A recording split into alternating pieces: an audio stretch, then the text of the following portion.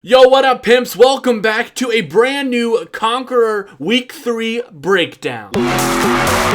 Now, today we have all three of them broken down for you on the channel. I'm going to show you how I did it with footage of me completing it and giving you the best tips to completing it quick without using stamina. Now, as you guys know, the Conqueror Week 3 final week is here, and Marshawn Lynch 120 is now physically attainable. I have 7 out of 10 elite players. I have to grind some more. The best Conqueror live event, by the way, to grind is the Stay in the Zone one, which was the first week where you kind of have to stay in the zone with Marshawn Lynch. That's the best one, the quickest to grind. So that's just a quick little tip for you out there. But a lot of you guys are like, yo, I am having a lot of issues with these freaking live events. Now this week, thank God, is so much easier than last week. Last week was probably one of the hardest weeks, but this week it is super manageable. Force closing isn't really that needed, although it will help you save stamina. It's not required.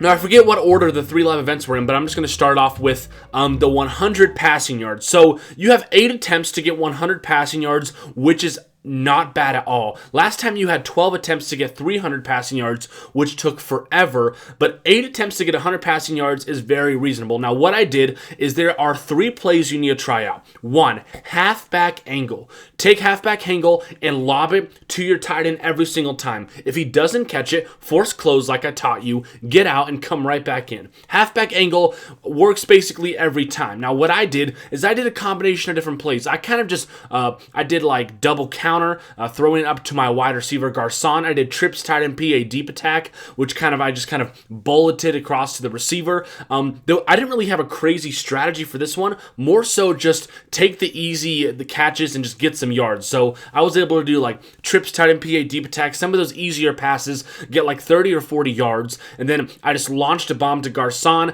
and he caught it. Now, this is really easy. You should be able to complete this with no issue at all. And if you throw it up a bomb and you see that it like bounces off the hands and it's not going to be a catch, double tap, force close, come back in, give yourself another shot. But 8 attempts to get 100 yards, not much explanation needed. You guys can kind of watch how I played and what plays I chose and mimic that if you want, but it's fairly simple, so that shouldn't be a problem.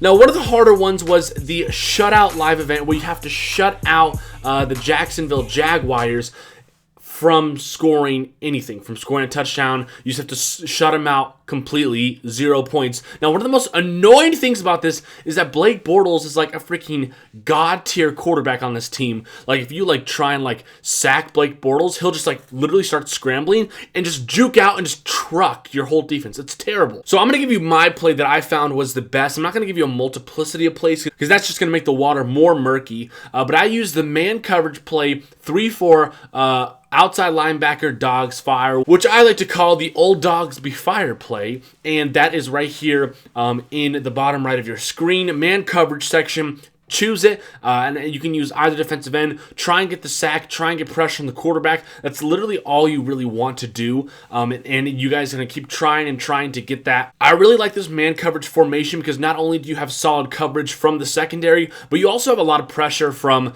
the 3 IC and the 1 IC, and then of course you have the defensive ends also putting pressure on Blake Bortles, which forces him to throw quickly. Of course, as you know, when he throws, make sure you're always swiping up for that chance at an interception, which I actually pulled off in this clip right here. I got an interception. If you do get an interception, which is highly doubtful, go ahead and just waste out the clock by doing a simple weak out double counter, trips tie and halfback counter, running play. 3-4 old dogs be fire. That was my play. So that worked pretty well. Also engage 8. I've seen work for people, and then also zone blitz. So if you go to formation and click dime and then go all the way down to zone blitz, that is also another one that has worked. Try it out. see which one works for you. That should be the best option for this event. Now, this next event is you have to come back. So you shut out, you got 100 passing yards. Now you have to come back from a 20 to 24 deficit of 4 points. Now you can't just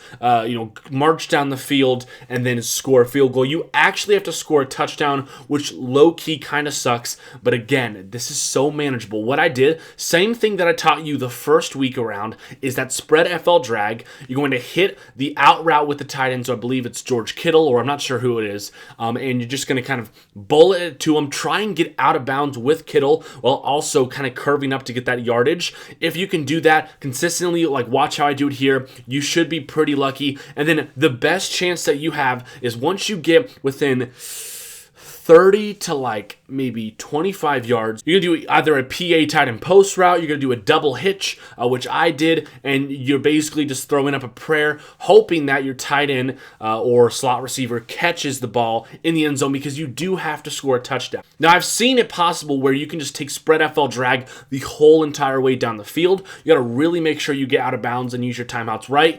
But again, remember, if you also get within the 5-yard line and somehow break off with a spread FL drag and you get within the 5-yard line, if you use fullback flare and flip it, that's basically a guaranteed way to get into the end zone and get a touchdown. So if you get within 5 yards and still have time to call another play, call fullback flare, flip it, and then bullet it to your fullback, and it's going to be an easy touchdown. So these are really manageable. I'm super pumped. I'm going to go grind, get that 120 lynch, do a review of it, get some gameplay. It's going to be so freaking fun. But you guys are the absolute best. Leave a like and subscribe. LeVeon Bell jersey giveaway, link in description. Go ahead and get that. Also, if you want to get the ultimate draft kit, use my code SLAY for a great discount at the fantasyfootballerpodcast.com.